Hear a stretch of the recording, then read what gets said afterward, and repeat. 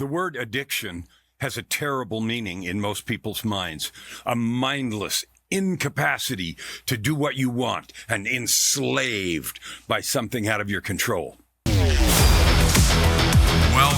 to the show. Tired of the hype about living the dream? It's time for truth. This is the place for tools, power, and real talk so you can create the life you dream and deserve. Your ultimate life. Subscribe, share, create. You have infinite power. Welcome to Your Ultimate Life. Boy, that intro would slap you upside the head. Addiction used to mean, right? This was the picture we had. Someone sitting on the side of the road or in some bad area in the city, right? And they just, beyond their control, unable to manage their life. You know what that looks like and has felt like in your mind for somebody else. Well, let's talk about some other ideas of addiction, because we've created addiction about almost anything. But there's one terrifying addiction that I think is, I won't say worse, but certainly affects a zillion times more people than some kind of a substance addiction or gambling or sex addiction or shopping addiction. I think it does more damage and it's worse. You know what it is? Addiction to mediocrity. Addiction to mediocrity, another way to say this is comfort in smallness. Now, addiction, normally defined as some kind of an illness, whether it's alcohol addiction, we used to call alcoholism, or opioid addiction, or shopping addiction, or pornography addiction, sex addiction, or, all kinds of other things. And it usually, and I'm going to give a loose definition, but it's a compulsion to take refuge in a particular activity, substance, or behavior instead of facing reality as it is and then managing it from a powerful place. When you look at 12-step, and I'm not saying that's the only recovery program, but it's certainly one of the ones that I'm deeply familiar with, because both for alcohol and substances, I've attended countless 12-step meetings. And one of the phrases in 12-step is, we need to learn, and I'm paraphrasing because it's slightly different in different versions, but we need to learn to deal with life on its own terms. And what that means is really clear. If we want to be successful or have control of our lives, we got to be able to manage life like it is, and not through the filter or lens of some substance or behavior that takes us away from just confronting or managing or using or developing or engaging is actually the word I like, engaging with life like it really is.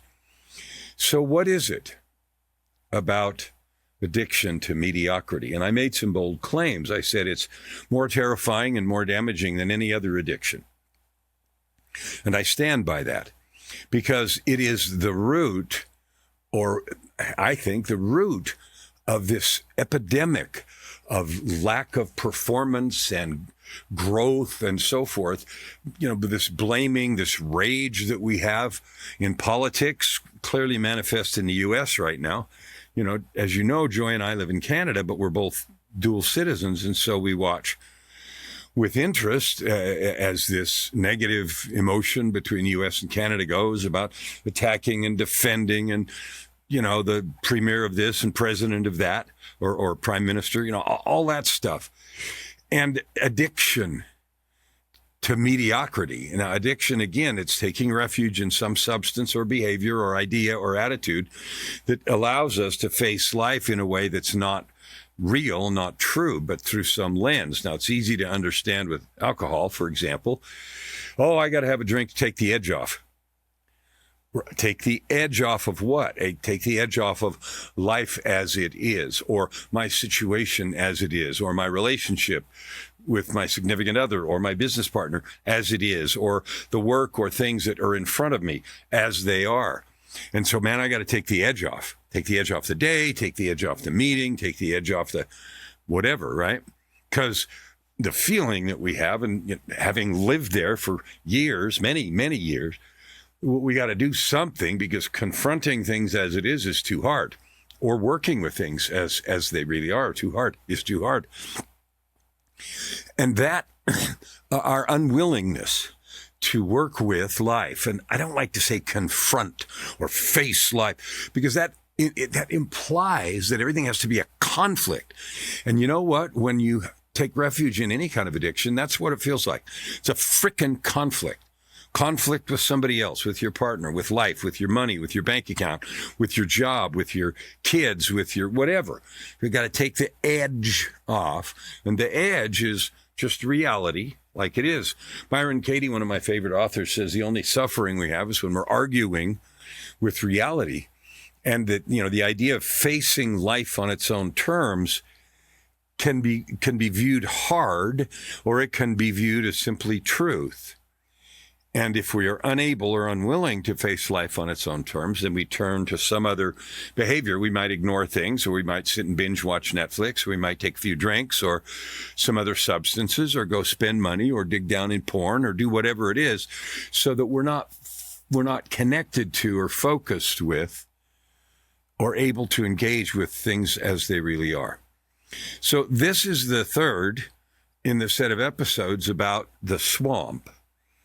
The swamp is that place where we live below our possibility. Now, this whole podcast series, Your Ultimate Life, I know that you have the ability to live every day, every hour in purpose, prosperity, and joy.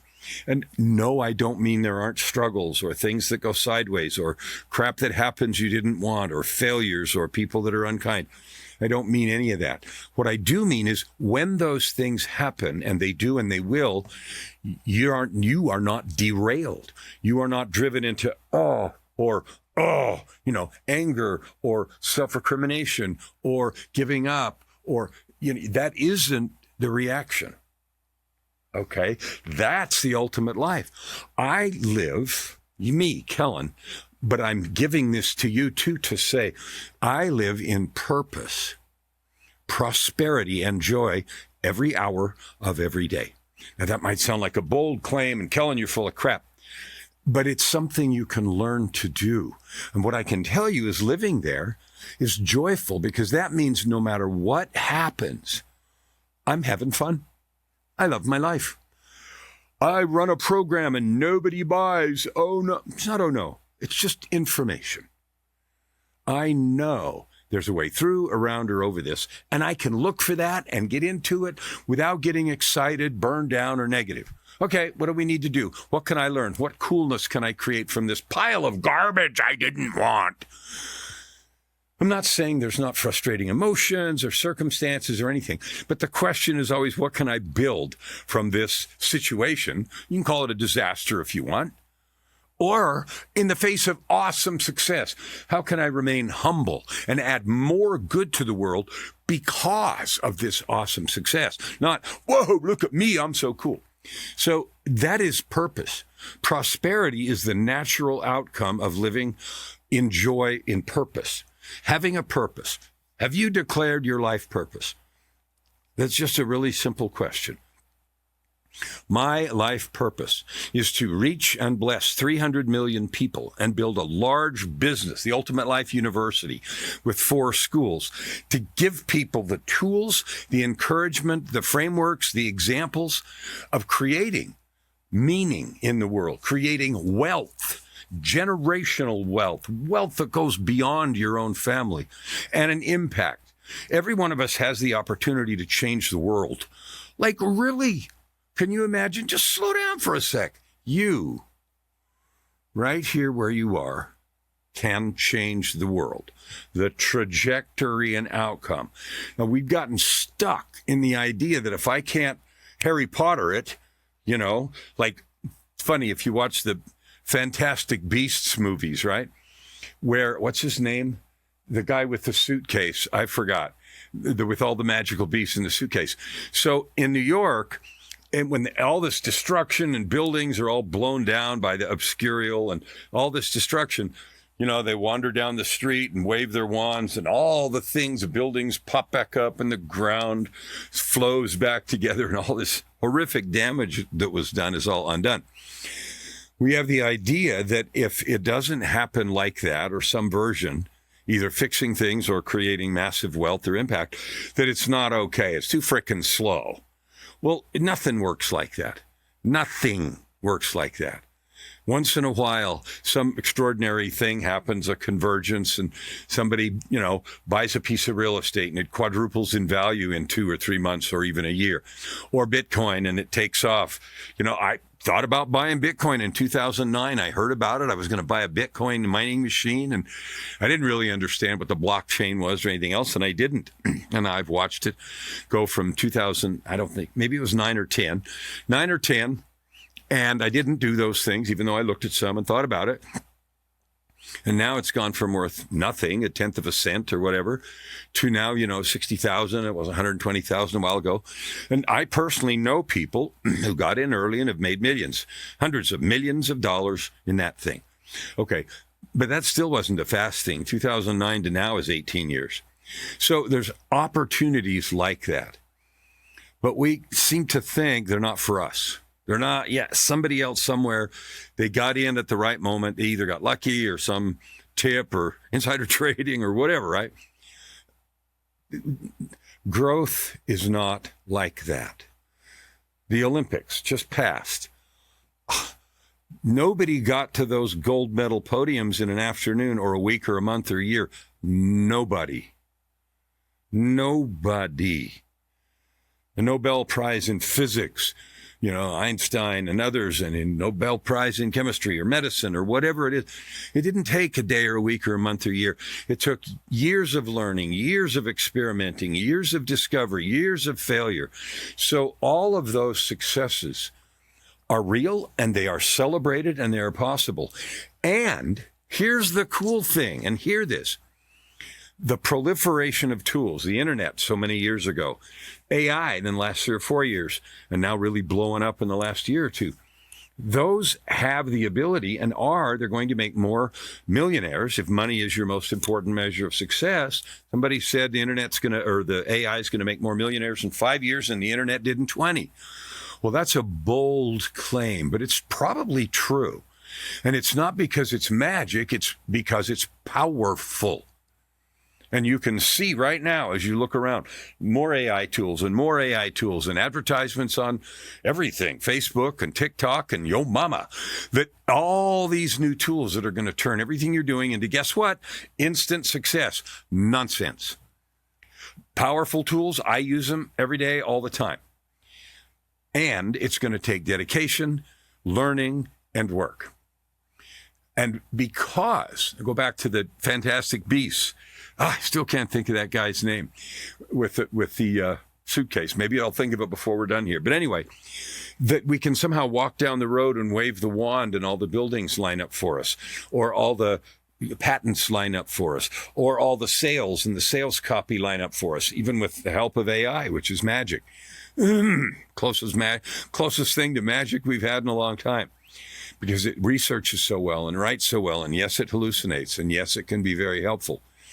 And because we have this idea that it has to happen faster, it doesn't count, we get frustrated, we quit early, and we give up. Then what happens is we get caught up and then addicted to the idea of mediocrity. Now remember, back to addiction, a behavior that we engage in to dull the pain, the struggle, the reality of real life. And how that works is, this is as good as it gets for me. I'll just go frickin' binge watch Netflix with a glass of wine. That is addiction to mediocrity. You, right here, right now, when you were young, you had visions. Nobody told you couldn't be president, an astronaut, and a scientist all at the same time, and a football player, or a ballet dancer, or whatever. And you imagined why you would do all of that. Then we grew up, and we realized, get realistic, kid. You're fooling yourself. What a disease. Both and is the truth of life. You can have both. You can have this and that, not either or. So that is foundational truth. What we create, that's the limitation. Now, in the last episode, we talked about learned helplessness, a series of things where we learn to be helpless. This is different. And like last one, we're going to dive into this deeply. And the reason is because I want you to try if you're willing. My goal in doing these is to give you the tools, the ideas, the attitudes, the help, so you can create ultimate life, purpose, prosperity, and joy. Addiction to mediocrity is different, right, than learned helplessness. Addiction, remember, is a numbing, a removal of energy and impetus. So I become addicted to it's good enough. That's all I get. It's not a big deal. Not for me. Somebody somewhere, but not me. Okay. So mediocrity is not an accident. Mediocrity is a learned behavior, just like learned helplessness. Nobody wakes up at 8 on one day and says, gee, man, I hope I have an average, muted, cautious life. Nobody dreams of quiet resignation, of minimal or reduced impact, of managed disappointment. Nobody wakes up and dreams of that. Nobody has vision boards to mediocrity. Yet most of us end up there. Why? Well, it's never chosen directly. It's something we default to slowly. Okay, so let's get clear. Mediocrity is not a lack of talent. You have gifts and talents. I know you, even if I haven't talked to you. And I love you, and I'd love to talk to you. I'm inviting you right now to get a hold of me. Go to KellanFluckigerMedia.com and use the contact form. I want to know where you're at, what you're doing, what your dreams and visions are. I want to know what you're trying to accomplish. I want to know what the world would look like after you fixed it. Mediocrity does not mean a lack of talent. It means instead underutilization. I hear people say sometimes, well, the world couldn't handle the real me. Bullshit. That's an excuse for not laying it out there. I got a song, right, called Heart in the Sky. Heart in the Sky. And you ought to go listen to it on Spotify or Apple or Amazon. Heart in the Sky. And it says, lay it on out there. Reach for the sky. No holding back so you never ask why. Open your eyes. And this time around, stand with your heart in the sky and your feet on the ground. Mediocrity means unused potential. How many people have you heard, wow, he had such potential, or she could have done so much? That's usually said after they're dead. Something happened, they die young. All those unrealized opportunities, negotiated down dreams. So we enter into this haze of mediocrity like an addict with alcohol or drugs or other numbing behaviors, where we are no longer listening to that yearning. Too tired, tomorrow, I don't know how. You know what? One of the cool things about the internet and AI, I don't know how, is the lamest excuse in the universe. Finding out how to do something is easier now than it's ever been in the world. It used to be, before libraries, you had to go find somebody that was really good at it, who was willing to tell you. Then we had libraries, and so you could do research and find out. Then we had the internet, which brought all of that in your home right in front of your face. Now we have the AI, which can search it and summarize it, and you can talk to it about what you already know and help you in ways that just, Google and all the rest of the search engines never could. The greatest tragedy isn't failing. It's this empty and unused capacity.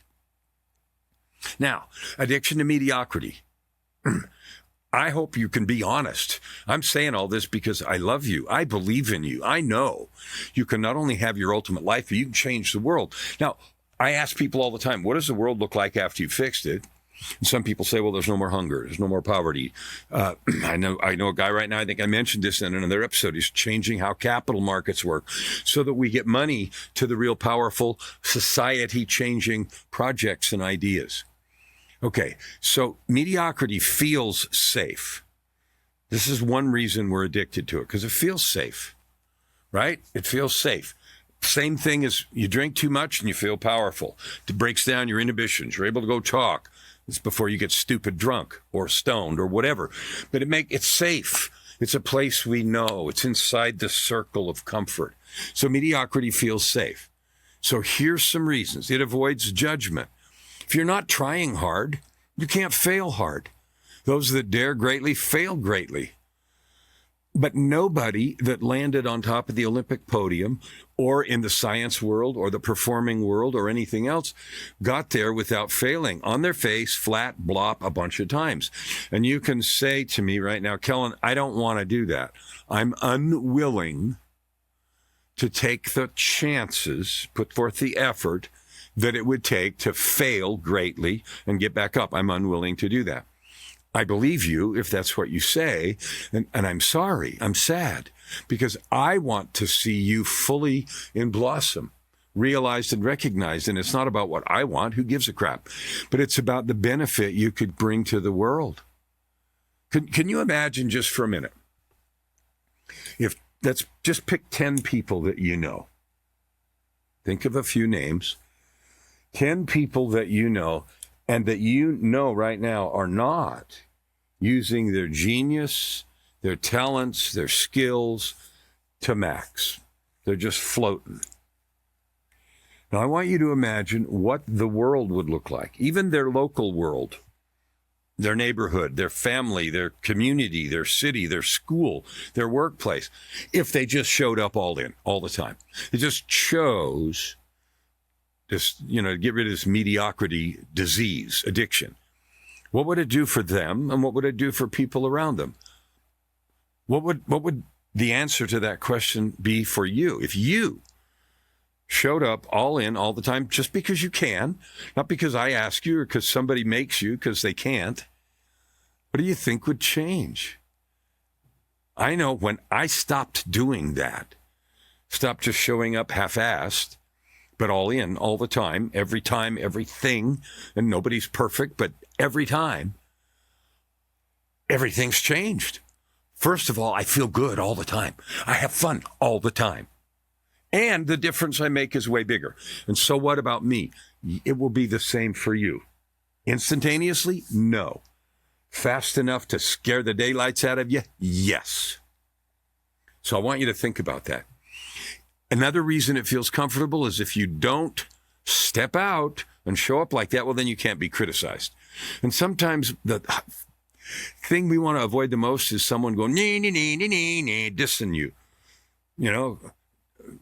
calling you out on social or calling you names or doing whatever. There were a period of years in the last few years where that was horrifying. People getting canceled or, publicly shamed. Gratefully, with all my heart, that is changing. I'm so grateful.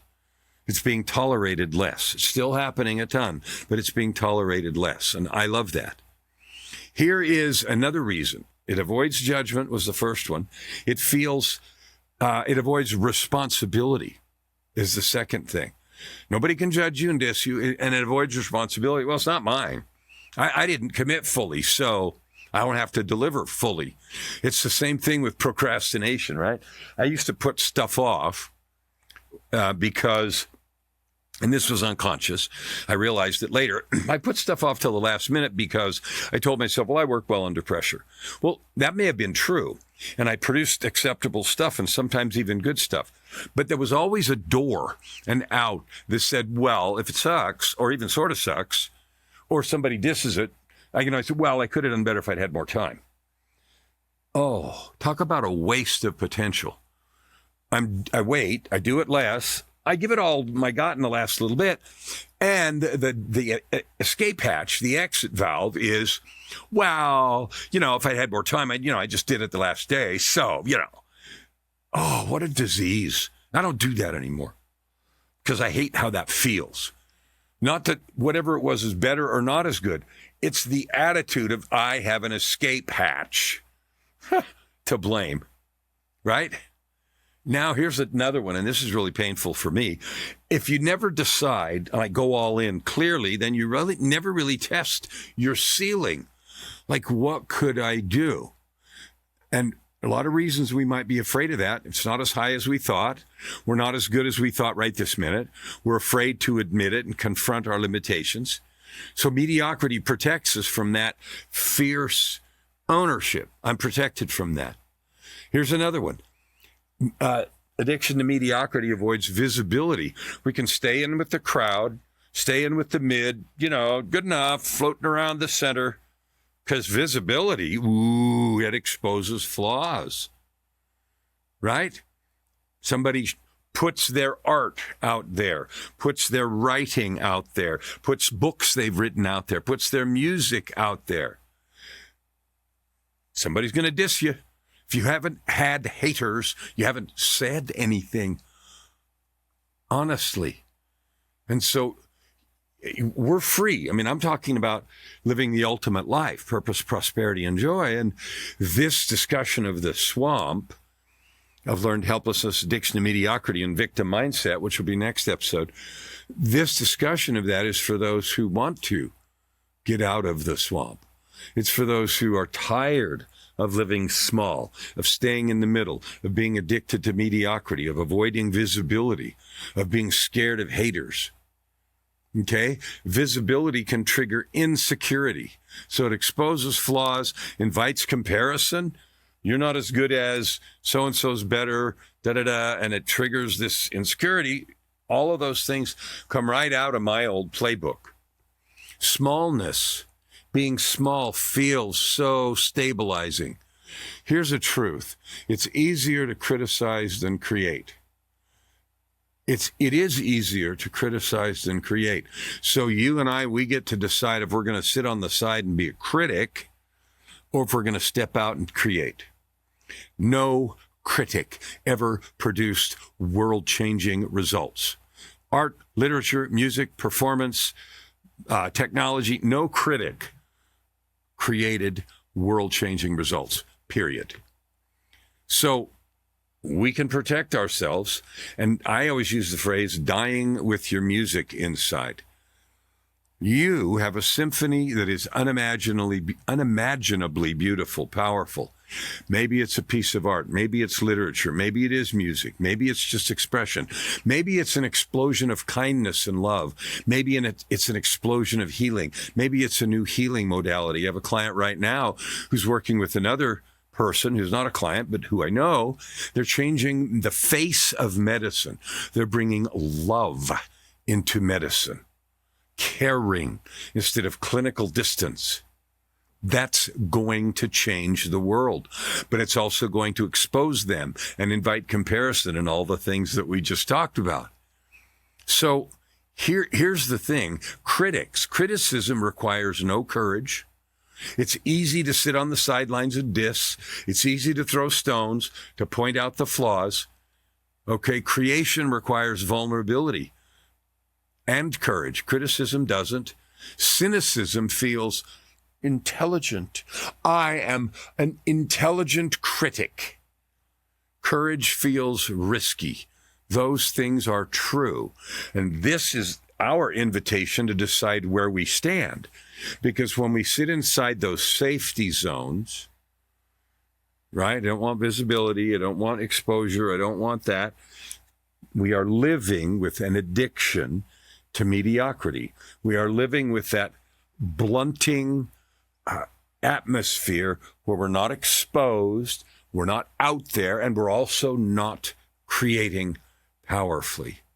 So I invite you to consider that, because you're more important than that. You're more valuable than that. One of the most fabulous ways that I love serving people is to help you go through your life experiences and figure out where your superpower is, because you have one. Most folks have not done the work the examination, ask the questions to really figure out where their superpower is. Oh, they'll say things, well, I like to help people step into their power and get out of their own way and find their greatness. Bullshit. What is your real superpower that nobody can touch? Well, it's scary to find that because guess what? It requires that you claim it, that you use it, and then you're exposed and vulnerable. But that also gives you a position to make a difference that really matters, to change the world. First yourself, then people around you, clients, collaborators, partners, and how big the change you create in the world is 100% dependent on how hard you go in. It's your call and mine. But you make no mistake, you have the ability to change the world. All right, so let's talk about, let's widen our lens here a bit, because we have a social structure right now that reinforces smallness. It reinforces shrinking, and it reinforces mediocrity and staying in the lines. Here's why. We have a shared culture of cynicism, and all you have to do is listen to what's going on in our world right now to hear cynicism. Oh, this won't work. That won't work. They're stupid. They're wrong. Okay? We believe that it's more important to be bonded in our little group, right, than to create the kind of change that's really necessary. Okay? We choose to mock in our culture those who are pushing the boundaries and trying to succeed. Okay? Entire sort of communities form around we must be nice. How about we must be kind? There's a Grand Canyon of difference between nice and kind. Nice means don't rock the boat, da-da-da. Kind means I won't tolerate from you smallness. I love you enough to support you in being all that you can. There's a wild difference, and that's one of the things I love about being a coach. Okay, another way that we live addicted to mediocrity is when we look at people with success, we say they must have cheated. They must have insider info. They were fraudulent. They had connections.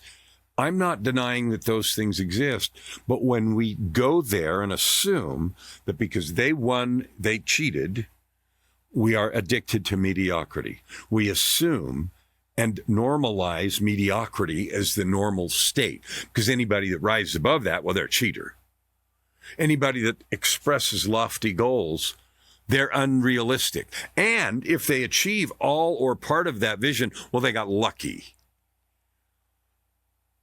How cynical, how sad. Because here's what that does. You and me, we're divine beings. We all came from the same creator. We're here on purpose. There's no accident to this creation. It's like Einstein said, well, you can treat everything like it's a miracle. Well, I've seen too many miracles to not do that. Okay? We all came from the same place. We all have gifts and talents, and we all have a mission and purpose. And when we sit quietly, we know that. And we're scared to go do it. We're scared of putting it out there and getting criticized. And so we live in this numbing, this addiction to the alcohol of mediocrity, to the drug of sameness. We live in the sea of sameness, not willing to rise above, put in the extra effort to love ourselves enough to get good at what we do. Hear that. What if you loved yourself enough to get so good at what you do, they couldn't ignore you? There's a book, Be So Good They Can't Ignore You. Good book. But it's true. And you have that ability. You don't have to use it. Okay? Another thing we do that creates this culture of mediocrity is we mock ambition. Ambition is framed sometimes as arrogance. Excellence is framed as elitism. And discipline is framed as obsession. Now, any of those things are true. Some people are arrogant as hell. As you look at the political landscape unfolding in the United States right now, arrogance is like your auntie to get into that thing. And there are some people that are genuine. And there are many who are arrogant. And if you dig beneath the surface, woo, there's no substance. I saw an interview the other day where someone was talking about someone else, and I'm not going to use names because I'm not doing that. But they said, well, they sure know how to dish it out. But if there's any pushback on them, they get completely flustered, blown out because they can't, participate in what they dish out. That's all such phoniness. Where is the love? Where is the courage for you and me to create powerful change in the world just out of love and not out of fear, and to get over this addiction to mediocrity, to stay below the radar? All right. So here's another thing. Mediocrity becomes acceptable because we've confused humility with hiding. Now, I want you to think about this. Humility is not smallness. Gandhi was humble, self-effacing, and changed the entire subcontinent of India, and is held up as a model for that. If you are religious, Jesus, he didn't go around tooting his own horn, but he healed and blessed people all over the place. You and I can do that, and there is power there. Okay? And so if we confuse humility with hiding, then we live right into this mediocrity addiction. Hiding is I don't take chances and I don't put it out there. Humility is I go do everything I can, all in full force, without fear. And when I fall and fail, I get up and go at it again, etc., etc. And I don't make it about me. I don't blow my horn. I don't say, yay, me. That's the difference between humility and hiding. Humility is a beautiful characteristic. There's a phrase, a lot can get accomplished if nobody cares who gets the credit. That's truer than true. And your light, your skill, your blessing, your superpower can serve so many if we don't care who gets the credit, or I don't care who gets credit for what I do, and if I'm willing to ignore the naysayers, the critics, and all those people that say what we talked about above. Smallness is fear disguised as modesty. So being modest is considered a good thing. And we disguise it by, I make myself small and I pretend that it's modesty. No, it's not. Your call and my call is to blow out of the bonds of mediocrity and be all that you can. Do all the good that we together can. The ultimate life, purpose, prosperity, and joy means you choose a purpose, you lean into it with all your soul, with all your resources, with all your heart, just because you can. Not because we're looking around seeing who's noticing and who's going to give us accolades and a prize and more cash. And so we live in this bubble, this addiction to mediocrity. All right, so here's some examples, and you know this right now. How many people are pretending on social media? How often is scandal highlighted more than excellence? Now, we certainly see examples of excellence highlighted and celebrated, but scandal is infinitely more interesting, enticing, and powerful. Ooh, look at so-and-so. And you see it and I see it. Well, we don't have to participate in that. I ask myself all the time, is my behavior, is my language, the things I watch, the things I support, are they about growth and helping? Or are they about WIIFM? What's in it for me? Staying small then feels safe and socially approved because we don't want anybody sticking above here too much, Nonsense. I invite you to go all in with your heart. Burn this addiction to mediocrity. Okay? All right, so let's look at the emotional payoff here for mediocrity for a sec. When I live in mediocrity, I don't have big risks. I don't have any public embarrassment, or the chances are pretty small. I don't have any dramatic losses, so there's no scandal there. And I don't have any intense expectations. Well, I have lived like that, and maybe you have, or maybe you are. And is it fun? Is it joyful? Do you go to bed every night feeling like I gave it all I got? Do you get up every morning excited about what's right there in front of you to do? Well, when you're living with purpose, prosperity, and joy, that's exactly how you get up. So that's what mediocrity gives you. No big risks, no big embarrassment, no dramatic losses, no intense expectations. But it also gives me, you, us, no expansion, no deep satisfaction or pride. It doesn't give us any earned confidence, and it certainly doesn't give us mastery.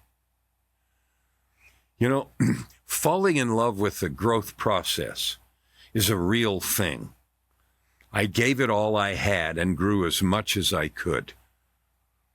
Okay, now I know someone who works out a lot, and they don't post their victories and stuff on social, but when they give a good workout, give it all they had, even in quiet, private, and go home, there's a sense of pride and accomplishment. I know someone right now who's building a company worth several $100 million, who's got every reason to be proud, and their conversation about it is muted, good, blessing and lifting others who are involved, and never, yo, look at me. Well, that's humility, and they're making a massive difference and creating massive wealth. That's available for you right here, right now. If you don't know how, then that's where I invite you to get a hold of me, because I can show you how.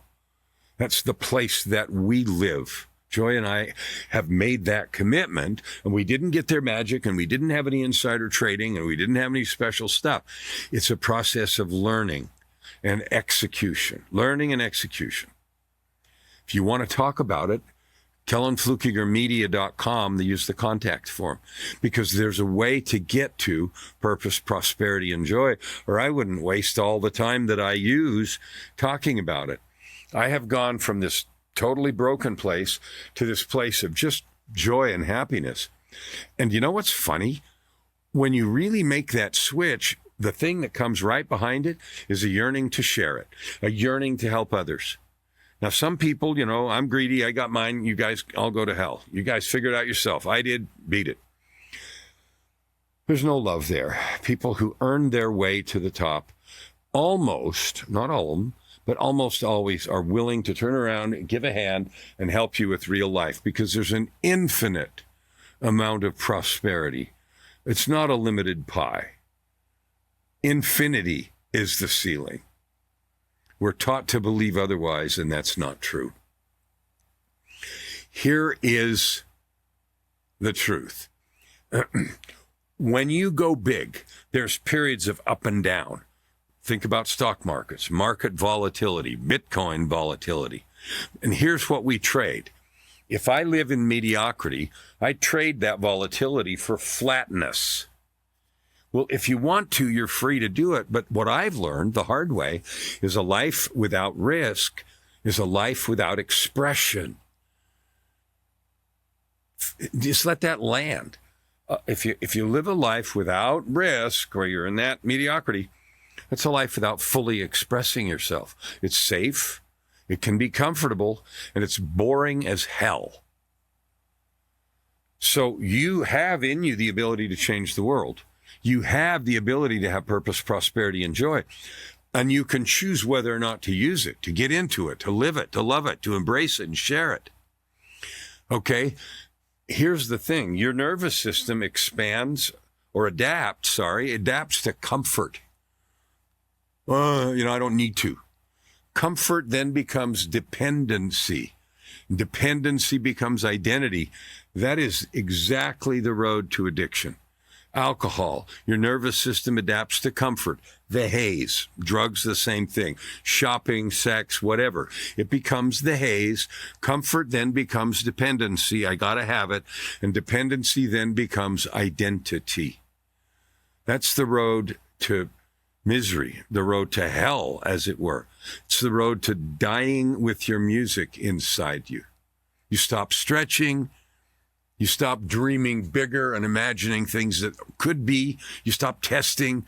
And then the sad part is we start defending, staying small. So here's what mediocrity produces. Having lived there, I know, and see if you recognize this, low-grade dissatisfaction, sort of background noise. You're always a little pissed off and frustrated. Quiet resentment, sometimes of yourself, sometimes of those that you believe are keeping you stuck, sometimes of those that have been successful and you're pissed off. Subtle or sometimes overt and angry envy. Internal comparison, how come they have it and I don't? Erosion of self-respect. Then you start not believing in yourself, not believing what you're possible and capable of. So here's another thing.